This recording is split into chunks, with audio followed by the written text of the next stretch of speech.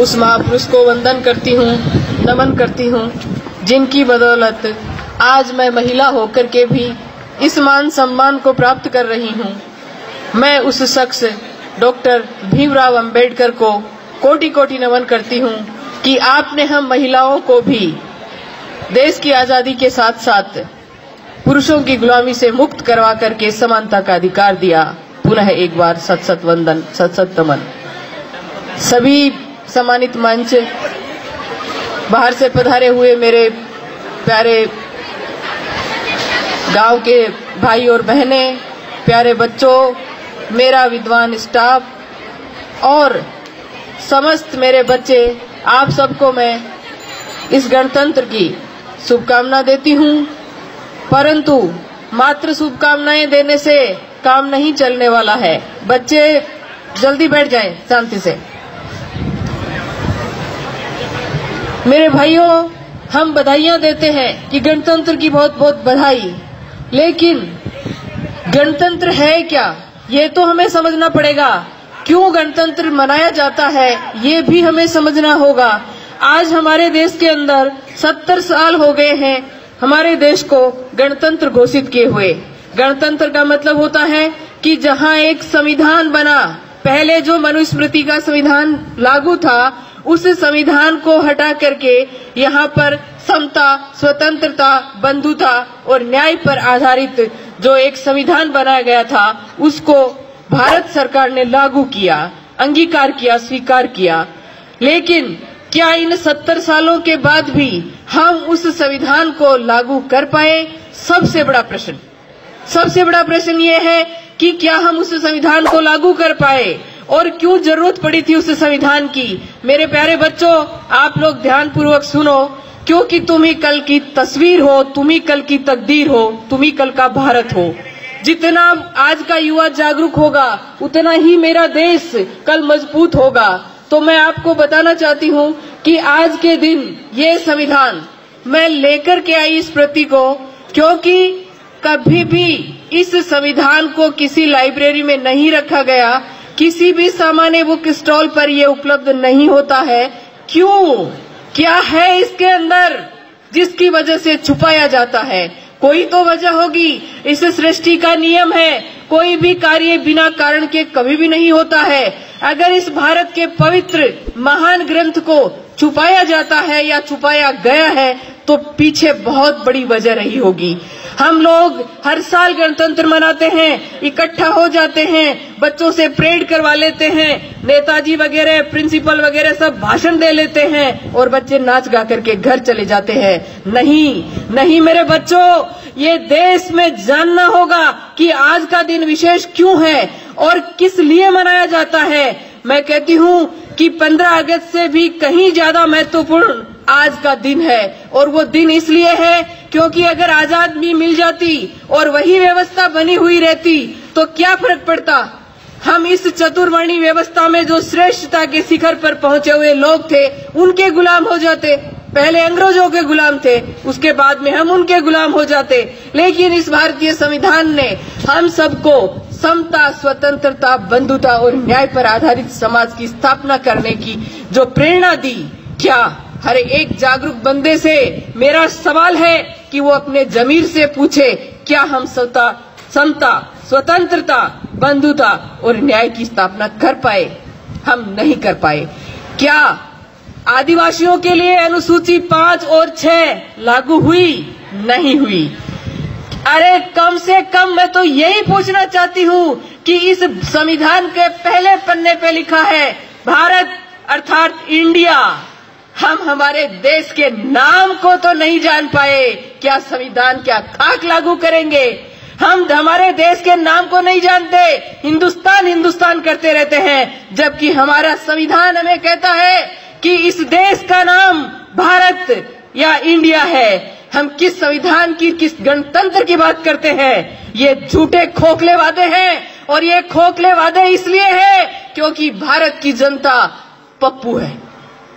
मैं किसी दूसरे में उलाहना नहीं लगाती। हमारी कमजोरी है कि हमारे उस बंदे ने अपनी जिंदगी लगा कर अपने 4-4 बच्चों की बलि दे करके इस असमानता की इस खड़ी व्यवस्था को ऐसे ला करके इसके अंदर रखा, लेकिन हमारी नालायकी देखिए कि आज दिन तक हम उसको ऐसा नहीं कर पाए। सिद्धांतों में ये संविधान है, लेकिन आज भी आप जाकर के देखिए वो की वो व्यवस्था लागू है।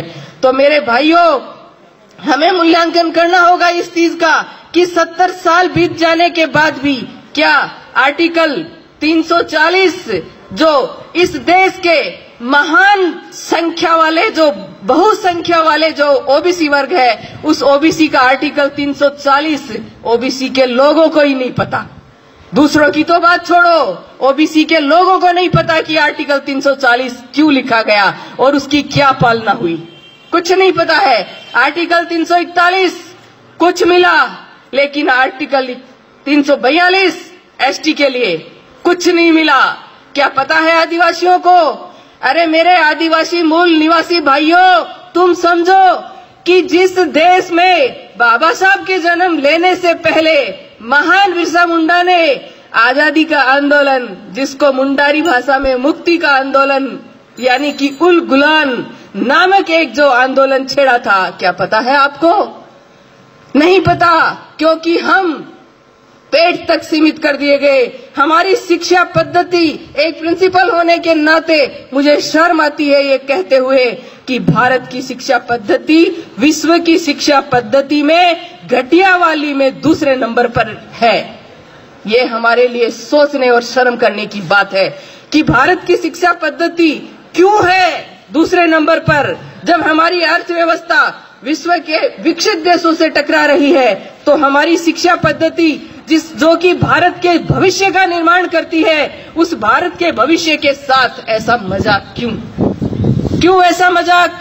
ये समझना होगा और ये पढ़े लिखे लोगों को समझना होगा। और पढ़े लिखे लोगों ने शायद कहीं न कहीं अपनी गैर जिम्मेदारी का परिचय दिया है कि आज हमारी आर्टिकल जो है वो हम नहीं जानते, हमारा संविधान क्या है वो हम नहीं जानते, और हमारे हक अधिकारों को हम नहीं जानते। भाइयों, गणतंत्र मनाने से, भोजन कर लेने से, मिठाइयां बांट लेने से, बच्चों को नचा लेने से कुछ नहीं होने वाला है। इनके पीछे षड्यंत्र था कि इस दिन डॉक्टर अंबेडकर की चर्चा नहीं होनी चाहिए, इस दिन भारतीय संविधान की चर्चा नहीं होनी चाहिए, क्योंकि भारतीय संविधान की अगर चर्चा होगी तो भारत के लोगों के हक और अधिकारों की चर्चा होगी, और अगर हक और अधिकारों की चर्चा होगी तो लोग जागृत होंगे तो अपने अधिकारों को लेने के लिए संगठित होंगे, और संगठित होंगे तो शक्ति का निर्माण होगा, और शक्ति को जमाना सैल्यूट करता है। इसलिए हमारी शक्ति नहीं बन सके, हमारे लोग जानकारी नहीं हासिल कर सके, इसके लिए इस गणतंत्र का जो ये रूप, मुझे खुशी है इस बात से कि बच्चों को डांस भी करना चाहिए, बच्चों को बोलना भी चाहिए, लेकिन इस दिन सेमिनार, इस दिन वाद विवाद, इस दिन बड़ी बड़ी चर्चाएं, परिचर्चाएं, टीवी के ऊपर जो वो विवाद करते हैं बैठ करके, नॉन इश्यू को इश्यू बना करके जो बक बक करते रहते हैं, उन लोगों को वहां पर संविधान के आर्टिकलों पर चर्चा करनी चाहिए। ऐसा क्यों नहीं होता? ऐसा इसलिए नहीं होता कि आप लोग अपने अधिकारों के प्रति जागृत नहीं हो। मुझे दुख है इस बात का। मेरा विद्वान स्टाफ बैठा है, शायद पहली बार डॉक्टर अंबेडकर की तस्वीर देख रहे होंगे 26 जनवरी के ऊपर, पहली बार, वरना बहुत कम। मेरी खुद की उम्र इतनी हो गई, 22 साल हो गए सर्विस में, कभी नहीं देखा। क्यों रोका जाता है चर्चा से? अरे मेरे भोले लोगों, तुम समझो, बहुसंख्यक लोगों तुम समझो कि तुम्हारे साथ ये जो साजिश हो रही है ये क्यों हो रही है। मेरे भाइयों, सृष्टि का नियम है, कोई भी कार्य बिना कारण नहीं होता है। तो ये क्या कारण था कि इस देश का ये जो पवित्र ग्रंथ है, इस देश के सभी धर्मों का ये पवित्र ग्रंथ है, इस ग्रंथ को हमसे क्यों छुपाया गया? आपको सवाल करना चाहिए। हमारे जनप्रतिनिधि बैठे हैं, उनसे भी मेरा सवाल है कि हर एक ग्रंथों को अपने घरों में रखो। कोई भी व्यक्ति अपनी आस्था को किस रूप से मनाता है, ये भारतीय संविधान हमें उसकी आजादी देता है, लेकिन राष्ट्र के लेवल पर हमारा सिर्फ और सिर्फ एक धर्म ग्रंथ है। ये हमारे सभी सरकारी विभागों में होना चाहिए और प्रत्येक भारत के नागरिक के घर में होना चाहिए।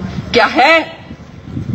बाजारों में नहीं मिलता, कहीं भी मिलता नहीं है। मुझे कोई दुख नहीं हो रहा है ये कहने में कि सत्यनारायण की कथा आपको हर कहीं मिल जाएगी, लेकिन जिस विधान से, जिस वजह से ये देश चलता है, इस संविधान की प्रति आपको भटकने पर भी नहीं मिलती है। क्यों? कुछ तो सोचो। अरे कुछ तो पढ़े लिखे होने का सबूत दो कि क्यों नहीं मिलती। क्या वजह रही है कि हमारे हक और अधिकारों से हमें वंचित रखा गया है? हमें जानना होगा, हमें समझना होगा कि कहीं ये देश आज भी एक प्रकार की गुलामी में तो नहीं है।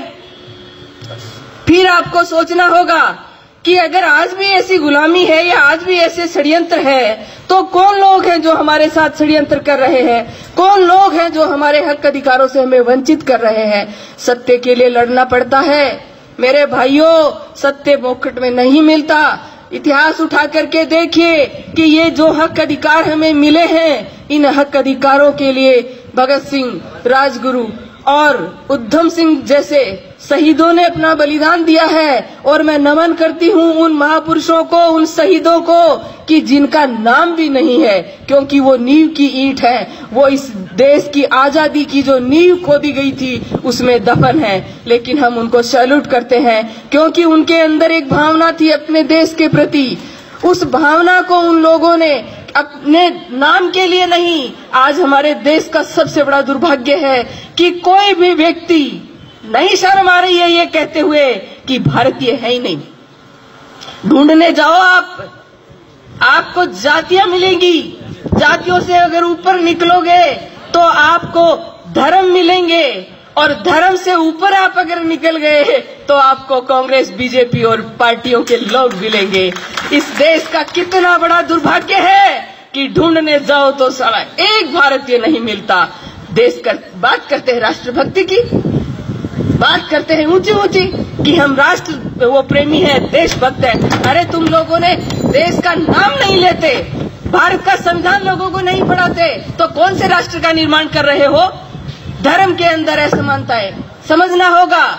प्यारे बच्चों, तुम लोगों को समझना होगा, मनुष्य है उसके लिए धर्म बनाया गया है, न कि धर्म के लिए मनुष्य। आज हमारे देश के अंदर इस तरह की व्यवस्था कर दी गई है कि व्यक्ति है उसके लिए जो है महत्वपूर्ण, जो है धर्म से ज्यादा महत्वपूर्ण, संविधान से ज्यादा महत्वपूर्ण उस व्यक्ति के लिए धर्म हो गया है। हमें धर्म को अपने घरों तक सीमित रख करके देश के लिए सोचना होगा।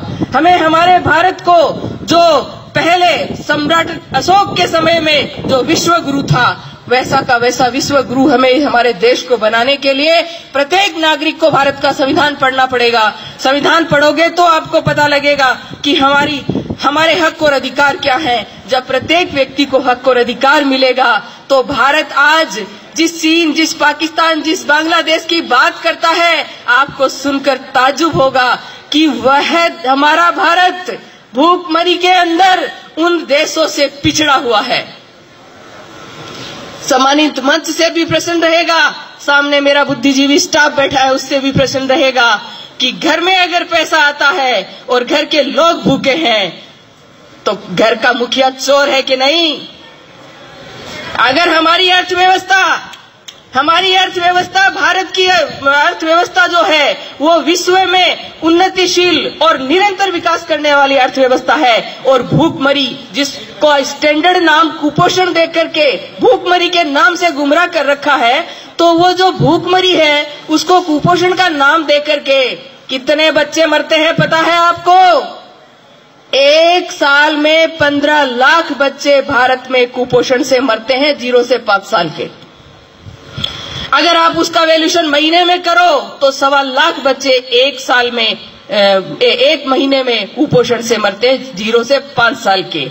और अगर आप इनकी तुलना ऐसे करते जाओगे तो आपको ताज्जुब होगा, और ताज्जुब तो आपको उस समय और ज्यादा होगा जब उनकी जातियों का आपको पता लगेगा कि कौन लोग हैं जो मारे जाते हैं, कौन लोग हैं वो बच्चे जो कुपोषण यानी कि भूखमरी से मारे जाते हैं। हम किस गणतंत्र की बातें करते हैं? ये गणतंत्र आज भी अधूरा है। आज भी हमारा संविधान रो रो करके उन बुद्धिजीवी लोगों से पूछ रहा है कि अरे पढ़े लिखे लोगों, शिक्षा मात्र पेट भरने का नाम तो नहीं था रे।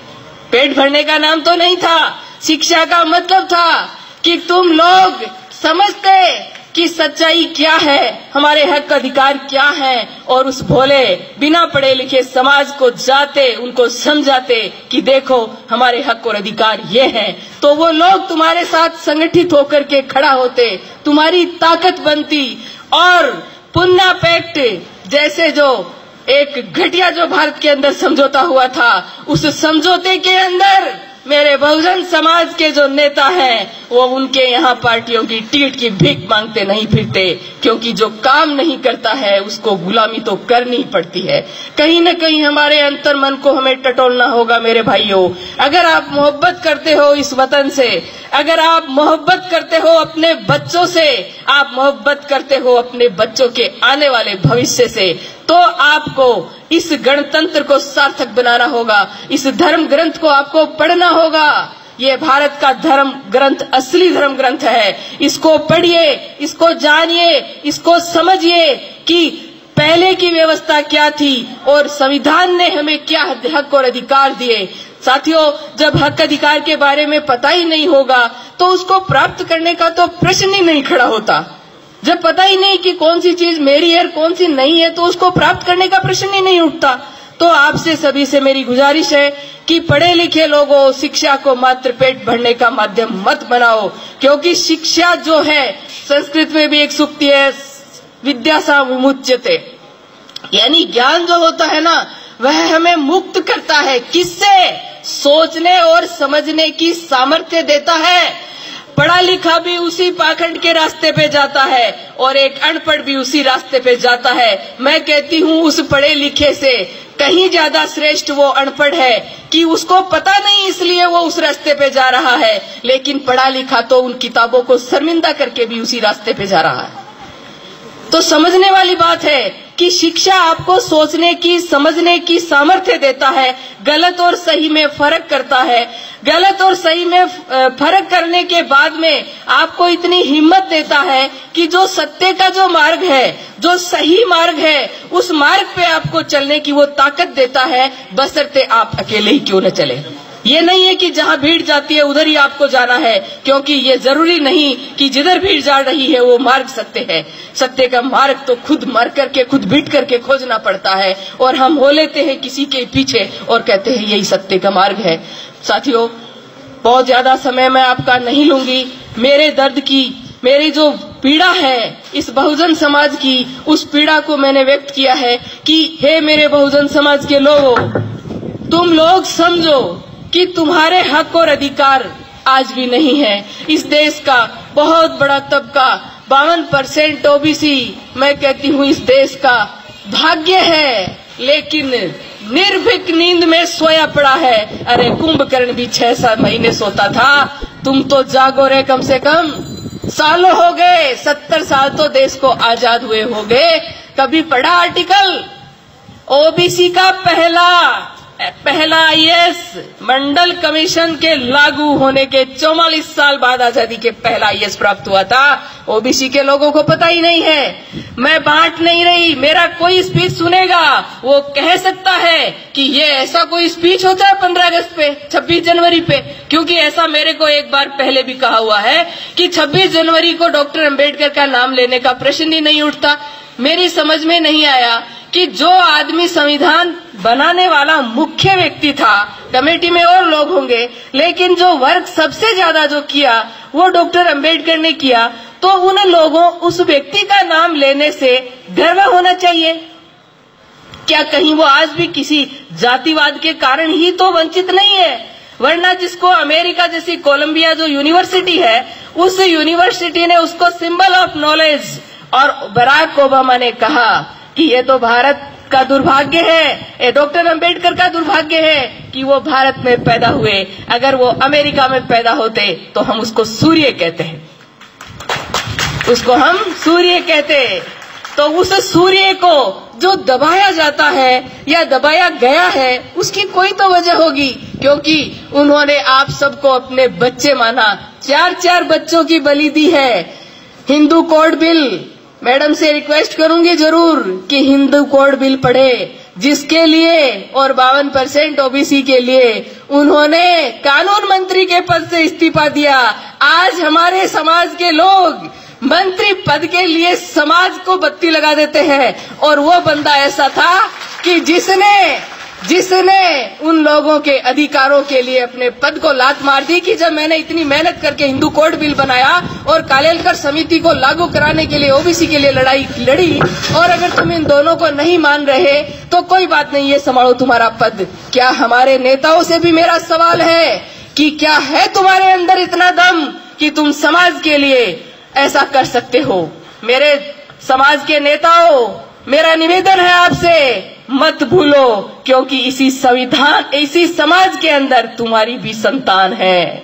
अगर समाज होगा तो तुम्हारी संतानें महफूज है। अगर व्यक्तिगत उन्नति आपने कितनी भी कर ली, समाज के बिना शून्य हो जाएगी, आज शून्य हो रही है। इसलिए मेरे देश के सभी लोगों, जो भी मेरी आवाज अब या बाद में सुनेगा, उन सभी से मेरा अनुरोध है कि आप अपने हक और अधिकारों के प्रति जागरूक बनो, संगठित बनो।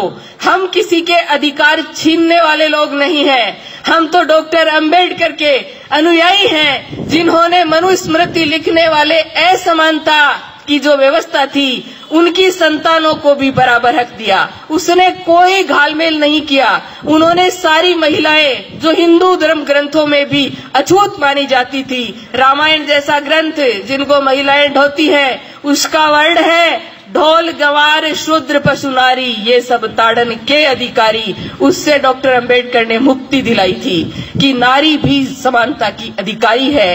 लेकिन अफसोस मुझे कि एक भी भारतीय नारी ने उसको थैंक्स नहीं बोला, बिल्कुल नहीं बोला। एक बार संविधान दिवस का दिन था तो बोले कि पिछली बार की बात है तो कि पुष्प अर्पित कर दो, तो मुझे बहुत दुख हुआ कि सिर्फ मैं एक महिला थी, पुष्प अर्पित किए, बाकी ने कहा ठीक है आपने कर दिए। मैंने कहा मैटरनिटी लीव लेने वाली, नौकरियां लेने वाली, सारे हक अधिकार लेने वाली, मनुस्मृति ने कहा कूटे छेते मारे कुछ भी करे, लेकिन तेरा पतिदेव, ऐसे पतिदेव से मुक्ति पाने वाली महिलाएं कहती हैं कि डॉक्टर अंबेडकर ने हमें क्या दिया। अरे तुम पढ़ो तो जानो ना कि उन्होंने तुम्हें क्या दिया। उन्होंने जीने का अधिकार दिया, औरत के पास संपत्ति रखने का अधिकार नहीं था। डॉक्टर अंबेडकर ने स्त्री को अधिकार दिए कि तेरे पति की संपत्ति में भी तेरा अधिकार होगा और पिता की संपत्ति में भी अधिकार होगा। और क्या लोगे आप, जिस महिला को आज भी आप इसका प्रमाण दे सकते हो, क्योंकि मैं जिस संगठन का कर्मचारी हूं, उस संगठन के अंदर बिना सबूत, बिना तथ्य कोई बात नहीं होती। आज भी मेरे हाथ में संविधान है, मेरे को कोई चैलेंज नहीं कर सकता। और आर्टिकल आप सबको भी कोई नहीं कर सकता। आर्टिकल 19 आपको अभिव्यक्ति की आजादी देता है। आप नौकर हो सरकार के, आप मानसिक गुलाम नहीं हो। आप पढ़े लिखे लोगों, समझ लो इस बात को कि तुम अपनी अभिव्यक्ति अपने समाज में जाकर के संगठित करने की, जानकारी देने की, ये सारे अधिकार रखते हो। आप गुलाम नहीं हो। नौकर लोग डरते हैं, सरकारी कर्मचारी डरते हैं कि हम ऐसे कैसे बोल सकते हैं। मैं बोल रही हूं आपके सामने संविधान की प्रति को सबूत के तौर पे रख करके। कोई बताए मुझे कि एक वर्ड मैंने गलत बोला है क्या? किस बात का डर है तुम्हें? ये महान ग्रंथ जब तुम्हारी रक्षा में खड़ा है तो किस बात का डर है तुम्हें? समझो, जिस समाज को हर जगह जाति प्रमाण पत्र दिखा के, और जैसे ही नौकरी लगी समाज पीछे और खुद आगे हो जाते हो। अरे उस समाज का हक खाने वालों, अपने समाज के प्रति थोड़ा तो हक अधिकार अदा करो। क्यों कर्ज लिए जा रहे हो उन सब का? मैं बहुत कुछ बोल गई हूं, मेरी बातों से बहुत जगह भूचाल भी आ सकता है, लेकिन हम भूचालों से डरने वाले नहीं हैं। हम बिरसा मुंडा को मानने वाले लोग हैं, हम उल गुलान के लोग हैं, हम भारत के वो लोग हैं जो इस मिट्टी में सड़क वो बनाते हैं, स्कूलें वो बनाते हैं, खेती वो करते हैं। अरे कौन सा ऐसा निर्माण का काम है जो हम नहीं करते हैं? मुझे भारत का मूल निवासी होने का बहुत गर्व है। आप भी कीजिए और मेरी बातों पर अमल कीजिए कि क्या कहा है मैंने, क्यों कहा है मैंने। ये नहीं है कि आपको ये बातें बोलने की मुझे कीमत नहीं चुकानी पड़ती है। बहुत कीमत चुकाई है मैंने, और उधर के कोने से इधर के कोने पर भी उस कीमत के अधीन ही हूँ। लेकिन धन्यवाद उनको कि आज इस कनबई की जगह पे मैं अगर बोल रही हूँ तो ये मेरे उन भाइयों का ही श्रेय है जिन्होंने मुझे यहाँ पहुँचाया। इस मंच के माध्यम से उनको भी धन्यवाद कि कनबई में ऐसा स्पीच देने का मेरा सौभाग्य अगर हुआ है तो उन्हीं मेरे शुभ चिंतकों के माध्यम से हुआ है। मैं पूरी उम्मीद करती हूँ कि एक माया अगर बोलेगी तो सताई जाएगी, लेकिन ये सारी माया अगर हो जाएंगी तो किस किस को सताएंगे, किस किस को सताएंगे। इसलिए घर घर में हमें अंबेडकर, घर घर में हमें कालीबाई, घर घर में हमें बिरसा मुंडा, घर घर में हमें कर्पूरी चंद ठाकुर, घर घर में हमें ईवी रामास्वामी पेरियार, घर घर में हमें ज्योतिबा फूले और सर छोटू राम और भगत सिंह जैसे लोग पैदा करने होंगे। तब हमारा देश वास्तव में गणतंत्र साबित होगा और वास्तव में देश आजादी की जो बात है उसको, आजादी को वास्तव में प्राप्त कर सकेगा। आप लोगों ने मेरे को ध्यानपूर्वक सुना, इसके लिए आप सभी का आभार, धन्यवाद।